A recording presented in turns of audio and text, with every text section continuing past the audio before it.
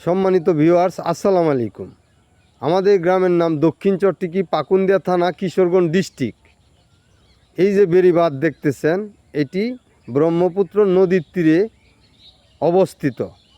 এই যে দেখেন 5টি দরজা আছে, সুইচ গেট 1, 2, 3, 4, এই 5। এই 5টি দরজা দিয়ে পানি প্রবাহিত হয় বর্ষাকালে। বর্ষাকালে আমাদের এই রাস্তাটির অবস্থা খুব করুণ থাকে। বিএনপি সরকার ক্ষমতায় এসেছে, আওয়ামী লীগ সরকার ক্ষমতায় এসেছে, অথচ এই রাস্তাটি পাকা হয় নাই। এটা কি বাংলাদেশের রাস্তা না ভাই? এটা অবশ্যই বাংলাদেশের রাস্তা। আমার মনে হয় এরকম রাস্তা বাংলাদেশে আছে কি না আমার জানা নাই, অথচ এটি একটি গুরুত্বপূর্ণ রাস্তা। এত গুরুত্বপূর্ণ রাস্তা, তেরোটিকিয়া, তালতলা, পাড়াতলা, গুলাচরের মানুষ এই রাস্তা দিয়া আসা যাওয়া করে।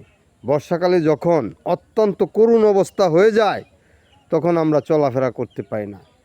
অনেকে পড়ে যায়, ঠ্যাং ভেঙেছে, হাত ভেঙেছে, কত কিছু ভেঙেছে। এই যে দেখেন নদীর পানি, এই নরসুন্দা নদীর পানি, এই নরসুন্দা নদীর পানি এই সুইচ গেট দিয়ে প্রবাহিত হয়। এই ভিডিওটি শেয়ার করে দিবেন এবং ইউনুস স্যারের কানে পৌঁছায় দিবেন, আমাদের এই রাস্তাটি যেন অতি দ্রুত পাকা করা হয়। তাহলে আমাদের এলাকাবাসী অত্যন্ত খুশি থাকব। উনি আজীবন ক্ষমতায় থাকুক, আমাদের কোনো আপত্তি নেই। ধন্যবাদ সবাইকে।